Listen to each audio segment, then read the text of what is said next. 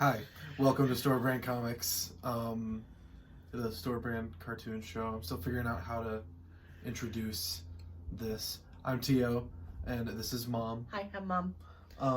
And this week, we've been watching relatively normal movies so far. So this week we dove into the deep end with Redline, which, as of this recording, I have seen 3 times now. I've only seen it once. Yeah, she saw it the one time for this recording. Probably never again, too. Probably not, no. But it was a good movie. I mean, yeah, if I ran into it, I'd be like, hey, I've seen this one. And I'd change the channel. but, yeah, it was okay. I like it. I like this movie a lot, personally. I can only... It's the boobies. That's not why. I can only watch it about once a year, though, because it is sensory overload. Because there's a lot going on. Yeah, well, the entire middle part of the movie, between the prologue and the third act, is pretty slow. It takes time to build what it's doing. Mm-hmm. But the prologue and the whole third act of the movie is just nonstop, loud, go mm-hmm. things happening. Yeah, and I think that if you had any kind of visual, motion sickness, you might need to, not watch this movie. Yeah. Normally, I get sick over anything that moves. Now, this was the kind of moving that it's just very Speed Racer is what I think of when I think of this movie. Yeah, it's this movie is very much kind of like Mad Max meets Speed Racer. Mm-hmm. It's definitely unique mm-hmm. in that regard. And this one was the first one for me. I mean, literally, when I think of when I used to think of what anime was, I always thought, oh, it's just what's that character? Oh crap on a cracker. This only works if your brain does. I know. She's star character, and she's C.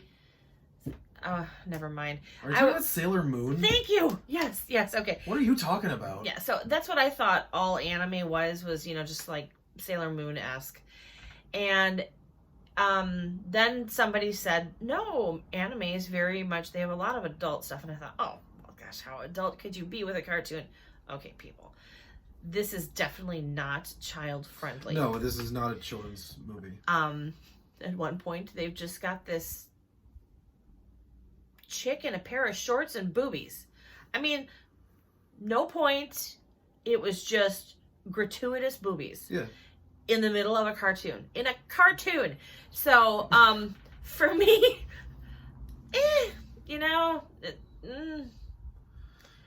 it definitely understand where they say that the anime can be a very adult. So yeah, this one's got strong language. It's very crude. It overall has an abrasive attitude about it. There is highly sexualized. I mean, yeah.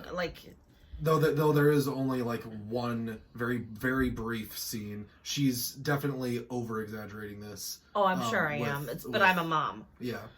One very brief scene with bare naked lady chests. But you see, here's the thing though. I interpret that as a joke. And here's why. Because the scene where it happens, the character in question is watching this she's one of the racers in the movie, because the movie's about a race. And so there's all this news coverage and TV stuff on the sports channels covering all this, and there's a shot of her in the TV coverage, just kind of giving a rundown of who she is, where it's a low angle shot from behind, and she's like, oh, nice shot of my ass, guys, commenting on how they're sexualizing her. And then that's when she sits down on the couch and exposes herself in frame. Yeah. So it's I felt like that was kind of okay, so a meta joke. Okay, so you've had the chance to actually internalize the information from this, and you've watched it more than once. Yeah. So you're looking for things like that. For me, it went way over my head. Yeah. And it was just boobies. and it was boobies for no reason. And so, yeah, I can see where that would be the joke. Yeah. You know. But boobies for no reason happens in a lot of live action stuff too. Yes. I mean, yeah, you can't get away from boobies for no reason anymore. No, you can't. Unless you're watching something PG-13 or tamer. Even PG-13. It's in there. No, it's not. You're watching very weird PG-13 movies that were improperly rated. Okay. But, Okay, let's talk 1980s PG-13. Okay. Yeah. Well, yeah, Let's qualify. They didn't care about anything in the 80s, though. They didn't. Everyone was living like the world was on fire. Anyway, moving right along. Moving right along. Oh, I wish I was good enough at editing to just include a clip from that movie in here of just them saying, moving right along. Except then we're dealing with, you know, like licensing and copyright. Yeah, and Disney. Yeah. So, anyway. All right, so a rundown of... There's some epic hair in here. Oh, yeah. Very epic hair. The main character's got a pompadour. If you've seen Space Dandy, you know exactly what I'm talking about with the swoopy hair that goes up. And as I would have expected after seeing 5 seconds per millimeter or whatever that is. What is it? 5 centimeters per second. 5 centimeters per second. I second. don't know how on earth you reverse time and distance with something like that, because the universal thing is distance first per time. Okay, whatever. The little cherry blossoms falling from the tree. After seeing that, I kind of realized that a lot of anime has got a love story in it somewhere. Like there's always, it seems like the Japanese like to do a love story mixed in with everything. However, I won't say it's just the Japanese. I'm going to say that that's prominent in America that's too. Pretty much across the board with just about anything you watch anymore. There's got to be some kind of heart connection, love interest, you know, that strain, that tension in order to create drama. So, yeah. And there's definitely that here, except that you don't realize what's happening until the end. Yeah, well, see, the thing is, the main character, JP, and the leading lady, whose name is Sanashi, apparently knew each other as children, but it's far enough in the past that only JP like actually remembers it, and Sanashi forgot about him, I guess, because she had things to do. Yeah, she had things to do, and he was just kind of leisurely moving along through his life. But well, I guess the general idea is that like she did things the hard but the right way, and he took shortcuts to get where he was. Mm-hmm. So that's kind of what the story of the movie was. Mm-hmm. So when they finally meet each other and they're in this race together, like he remembers her, but she doesn't remember him. And then like it takes until the end of the movie for her to realize like, oh, I did know this guy. Well, and I will say, you know, as far as the humor is concerned, some of it's a little crude, but I mean, I had laugh out loud moments. You know, it wasn't the worst movie I've ever seen. Believe me, that was 5 seconds per millimeter. 5 centimeters per second. Mm-hmm. But,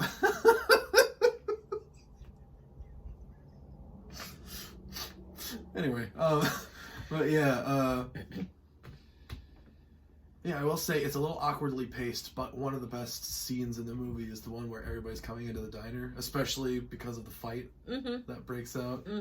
Because there's a point where like this soldier guy and one of the racers literally enter a diner having a fist fight, and the soldier guy is winning the fist fight, but he's bawling his eyes out while the other dude is getting his butt kicked, and it's just a really funny scene. Yeah, there's some funny stuff in there. You're entering this race just to hurt my feelings, aren't you? But yeah, it's yeah, as we said, definitely an adult movie. This is the one where I'm sure anybody who might be trying to follow along with this will probably realize the training wheels are off. Anything goes.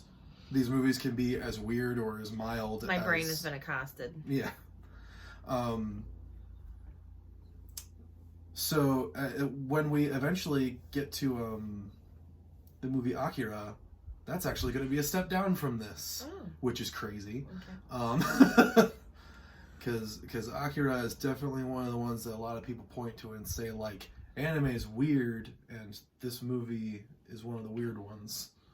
I think they're all weird. But it's also one of the good ones. Well, anime can have a pretty broad appeal. My Hero Academia is a pretty, like, broad. I liked that movie. Pokemon is very broad. Mm-hmm. Dragon Ball and Naruto both have a very broad appeal as well. Watched my first Dragon Ball episode yesterday. Yeah, an episode of Dragon Ball Super. That was different. The one when cauliflower and kale first fused into Cauliflower Kefla. and kale. Yes, that's not a joke. You think you're making a joke, but I you're know not. it's not. That's what makes me laugh. Because all the Saiyans are named after vegetables. Oh my god. Like Goku, his Saiyan name is Kakarot. Carrot. Oh. And his older brother is Raditz. Gotcha. Or Radish. So yeah, anyway, we're getting off topic. Way off topic, as usual. Good movie. I rate this one like a 7 out of 10, personally. If you like animation, good-looking animation, and unique character designs, this is a movie for you. Okay, I'll agree. And if you're super not family friendly. yeah, no. And if you're okay with a lot of loud engine noises and explosions and flashing lights for a couple hours, then it's definitely a good watch. It's about car racers, so it's like NASCAR on steroids. On steroids. All right. Okay. So if you think this one directed you towards an interesting movie, it did. Subscribe to the channel if you're not already. That's in order. And we'll see you next week with... I know what we're watching next week. Okay. Do I want to keep these a surprise if I know what we're doing, or should I announce week by week? Well, you kind of already brought it up, didn't you? Well, yeah, just... Okay. We're doing Beowulf next week, so... Beowulf. I like Beowulf. See you then.